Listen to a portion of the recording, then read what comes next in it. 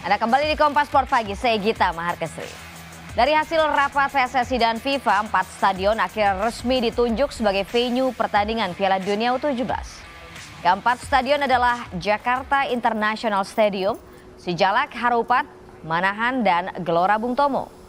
FIFA akan segera mengumumkan secara resmi keempat stadion yang akan digunakan ini. 4 dari 8 stadion ini dipilih dengan pertimbangan logistik. Nantinya Jakarta dan Bandung akan menggelar pertandingan 2 grup, sementara Solo dan Surabaya 1 grup. Pembukaan akan dilakukan di Jakarta, sementara penutupan di Manahan Solo. Pada Rabu, PSSI akan mengundang para gubernur yang stadion-stadion di wilayah mereka digunakan untuk Piala Dunia U17.